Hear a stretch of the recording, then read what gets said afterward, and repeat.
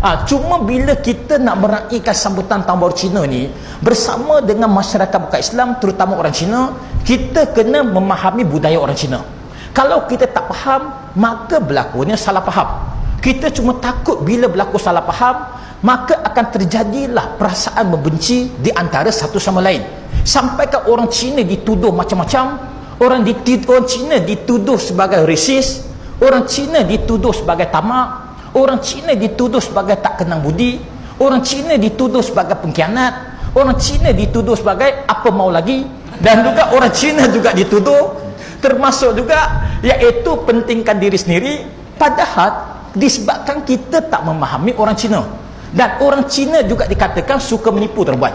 Sebab itulah mereka boleh berjaya dalam bidang perniagaan, mereka boleh kuasai ekonomi. Sebenarnya orang Cina bukannya menipu. Kalau betul lah orang Cina menipu, saya nak berikan satu contoh. Orang Cina tangkap ikan, orang Melayu juga tangkap ikan. Orang Cina jadi nelayan, Melayu juga jadi nelayan. Betul ke tak betul tuan-tuan? Ramai juga orang Cina jadi nelayan, pergi ke Pulau Ketam, pergi ke Pulau Pangkor, pergi ke Pulau Pinang, pergi ke Mersing, pergi ke Endau, pergi ke Rompin. Banyak nelayannya orang Cina. Termasuk juga Tanjung Karang dekat Bagan, dekat Sabah Bernam, banyak nelayan orang Cina. Termasuk juga dekat sebelah hutan melintang, ramai juga nelayan orang Cina. Jadi perempuannya sama sekalian, jadi orang Cina juga tangkap ikan. Pasal apa orang Cina jadi nelayan, dia boleh jadi kaya? Dengan tangkap ikan, dia boleh beli rumah yang besar, boleh beli kapal yang besar, boleh simpan wang dalam bank, boleh beli harta, boleh beli tanah, boleh beli rumah, boleh beli kedai yang kemudian dia disewakan kepada orang lain. Kenapa nelayan Melayu susah nak kaya?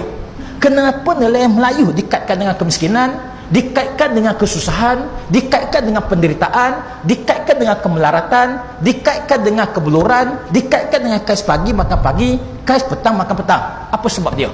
Pada dua-dua itu sama-sama tangkap ikan. Takkan orang Cina tipu ikan, tuan-tuan? Takkan orang Cina tangkap dekat Laut Cina, orang Melayu tangkap dekat Laut Melayu? Itu yang kadang-kadang kita tak faham, tuan-tuan. Begitu juga dengan penternak. Penternak ikan orang Cina boleh jadi jutawan. Kenapa penternak ikan Melayu susah nak jadi kaya? Jadi mereka buat kerja yang sama. Itu yang kita tak faham. Sebab itulah bila kita tak faham, kita kata orang Cina menipu. Sebenarnya orang Cina bukan nipu. Nelayan Cina boleh jadi kaya sebab jenis ikan yang mereka tangkap tak sama dengan ikan yang nelayan Melayu tangkap. Nelayan Cina biasa tangkap ikan yang mahal. Dia tangkap ikan bawal, dia tangkap ikan senangin, tangkap ikan kerapu bukan merapu, dia juga tangkap ikan siakap, dia tangkap ikan pari, dia tangkap ikan yang harganya mahal-mahal. Sedangkan nelayan Melayu, dia tangkap ikan yang kecil-kecil, iaitu ikan kembung, tuan-tuan. Ikan kembung pun, kita ada kembung hitam, kita ada kembung hijau, kita ada kembung mata uji Rashid, tuan-tuan. Dan orang Melayu paling suka tangkap ikan cencaru. Sebab itu ada pepatah Melayu, cencaru makan petang, tuan-tuan. Jadi ikan tu tak mahal. Begitu juga peternak ikan Cina, dia ternak ikan yang mahal. Penternak ikan Melayu ternak ikan yang murah. Penternak ikan Cina ni biasa dia ternak ikan arowana ataupun ternak ikan kelisa. Ikan kelisa ni satu ekor panjangnya satu kaki. Kalau sisiknya tebal, sisiknya bersinar, sisiknya cantik, dalam keadaan sihat, warna keemasan, harga dekat kolam tu dia boleh mencecah ke angka RM20,000, tuan-tuan. Kalau dibawa pergi ke Lembah Kelang, sama ada Shah Alam, Kelang atau Kuala Lumpur, harganya boleh naik jadi RM35,000. Dan kalau diekspor pergi ke Jepun, harganya boleh sampai RM100,000, tuan-tuan. Sebab itu ada satu syarikat ternak ikan Cina dekat Johor jadi kaya raya, jadi jutawan, tuan-tuan. Hasil perolehannya tiap-tiap tahun berjuta-juta ringgit, sampai syarikat itu boleh disenaraikan dekat bursa saham Kuala Lumpur, iaitu syarikat Singling. Boleh cek dia punya website, tuan-tuan. Dan kenapa nelayan Melayu dia tak kaya-kaya? Sebab dia beli ikan yang harganya murah. Orang Melayu paling suka beli ikan keli, beli ikan patin, beli ikan talapia, beli ikan puyuh dan juga sebagainya. Dan bagi orang Jawa, dia akan beli ikan lampan Jawa, tuan-tuan. Jadi perempuannya sama sekalian.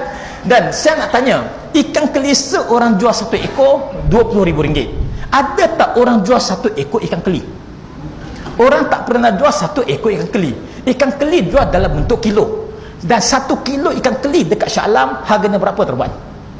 Dekat section 7 ni. Ya. Ini tahun bila RM5 dah ni. Mana ada ikan keli 1 kilo RM5?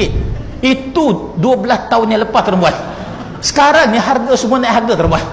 Barang semua jadi mahal. Betul jadi mahal. Udang tu, yang dulu udang yang besar-besar tu, harga dia RM16 1 kilo, sekarang naik jadi RM20 1 kilo tuan. Dan ada setengah tempat kalau saiz ni besar sedikit sampai RM22 1 kilo. Bayangkan dalam masa 2 minggu harga naik secara mendadak tuan. Itu berlaku baru-baru ni. Saya tahu sebab saya selalu pergi pasar. Ini macam muka tak pernah pergi pasar tuan. Dia terbuatnya sama sekalian. Sebab itulah ikan keli ni harga 1 kilo ni paling-paling murah sekarang RM5.5. Itu kita boleh dapat dekat Pelabuhan Kelang. Tapi kalau dekat Kelang tu biasa RM6. Dekat Kuala Lumpur harganya RM7 tuan. Itu harga 1 kilo. Bayangkan orang Melayu ternak ikan keli jual dalam bentuk kilo harga RM7. Orang Cina beli ikan arowana 1 ekor RM20,000 tuan. Macam mana orang Cina tak jadi kaya? Dan kenapa orang Melayu suka beli ikan keli? Sebab mereka kata senang beli ikan keli. Sebenarnya beli ikannya sama-sama susah. Beli ikan ni perlukan kawasan tanah yang luas, perlukan kolam yang besar, penjagaan air yang sempurna, pastikan pH air ni betul, pastikan air tidak kotor, air sentiasa bergerak, bekalan oksigen yang cukup, pastikan ikan tidak kena penyakit. Yang kedua pula, orang Melayu ni suka beli ikan keli sebab dia kata kos pembelaannya murah tuan. Sebenarnya lagi mahal. Beli ikan keli sebenarnya lagi mahal daripada beli ikan kelisa. Pasal apa? Sebab ikan keli ni dia makan tak pernah kenyang-kenyang tuan. Kalau kita masuk dalam kolam dengan kita punya makan juga tuan. Itu ikan keli. Tiap-tiap hari makan saja. Sebab itulah untuk menjimatkan kos pengurusan, untuk menyebabkan perbelanjaan, kebanyakan peternak ikan keli dia akan pergi ke pasar, dia akan beli bahan-bahan buangan daripada organ-organ binatang. Contohnya kalau kita pergi ke pasar, kalau kita beli ayam, biasanya bahagian kulit akan diceraikan daripada ayam. Kulit ayam itu tak dibuang tuan. Kulit ayam akan dimasukkan ke dalam satu tempat, masuk ke dalam plastik, dikumpulkan, termasuk juga organ-organ dalaman dia, kemudian dijual kepada peternak ikan keli yang akan campurkan organ tersebut dengan dedak dan dibagi makan pada ikan keli. Saya minta maaf tuan-puan, begitu juga dengan ikan patin. Ikan patin juga kuat makan tuan. Sebab itulah saya pernah dapat maklumat, ada orang waktu dia beli ikan patin, dia bagi ikan patin itu makan usus babi tuan. Sebab itulah sampai ke hari ini saya tak makan ikan patin yang dibela. Ikan patin kalau kita beli dekat pasar 1 kilo harga berapa tuan? Ikan patin bela itu mahal sangat. Itu kena tipu ni RM10 ni. Ikan patin 1 kilo dekat pasar harga berapa? Kena tanya muslimah dekat atas. Ikan patin 1 kilo harga berapa? Bukan dekat Giant, dekat pasar. Iaitu harganya sekitar RM3.5. Kadang-kadang RM3 kita boleh dapat besar-besar. Sebenarnya murah ikan patin tu. Dan ikan patin bela saya tak makan. Kalau ikan patin kita beli dekat termelo, mana ada RM3 sekilo. Paling-paling kurang pun RM18, RM20. Kalau ikan patinnya dapat betul-betul daripada sungai ni, harga mencecah harga RM100 1 kilo. Sebab itulah perempuan yang sama sekalian, jadi orang Cina tu bukannya menipu, dia ada dia punya formula dia. Begitu juga tuduhan yang mengatakan orang Cina tu resis. Sebenarnya orang Cina bukan resis. Orang Cina tu ethnocentrik. Ethnocentrik dengan resis tak sama. Resis tu maksudnya chauvinis, dia perkauman, dia taksub kepada kaum dia, keturunannya. Tapi orang Cina ni ethnocentrik. Maksud ethnocentrik itu, orang Cina ni taksub kepada budaya dia, dia taksub kepada warisan dia, dia taksub kepada jati diri dia, tapi bukan pada kaum dia. Dan bukti ni orang Cina tidak resis. Saya nak tanya, orang Cina ni rata-ratanya beragama apa tuan? Orang Cina rata-rata beragama apa? Kalau kita tengok dia punya surat beranak, semua ditulis agama Buddha. Saya nak tanya tuan-puan, Buddha itu berasal daripada negara mana? Buddha berasal daripada India. Diasaskan oleh seorang putera India yang pernah duduk dekat Nepal pada hari ini, iaitu orang Cina boleh terima satu agama yang datang daripada India. Ini tunjukkan orang Cina tak resis. Orang Cina boleh terima apa saja bentuk agama yang datang kepada mereka. Sebab itulah orang Cina mempunyai banyak agama. Apa saja agama, termasuk juga agama yang datang daripada Jepun, bangsa yang paling mereka benci pada Perang Dunia Kedua juga boleh mereka terima. Jadi mereka sebenarnya tak resis. Dan begitu juga orang Cina ni merupakan golongan yang paling bersikap terbuka. Orang Cina boleh terima apa saja. Sebab itulah orang Cina pada hari ini semakin ramai boleh terima agama Islam. Mereka dah tak takut pada Islam. Sebab itulah Islam menang pada kali ini. Dia perempuan yang Islam betul.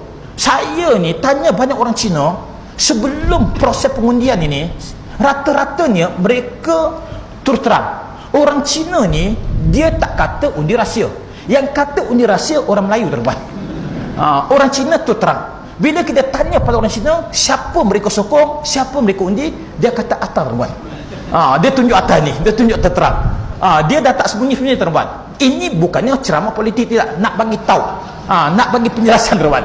Jangan anggap ini ceramah politik. Ini hakikat, ini kenyataan yang perlu kita kongsi bersama. Jadi ini membuktikan orang Cina dah tak takut pada Islam. Mereka sudah boleh terima agama Islam. Sebab itulah beberapa isu yang digunakan oleh pihak tertentu untuk menakut-nakutkan orang Cina kepada Islam tidak berjaya. Contohnya, mereka pergi pada orang Cina, dia beritahu pada orang Cina kalau Islam menang maka lancau mereka akan dipotong, teman. Guna kasar sikit, teman. Faham ke tak faham, teman?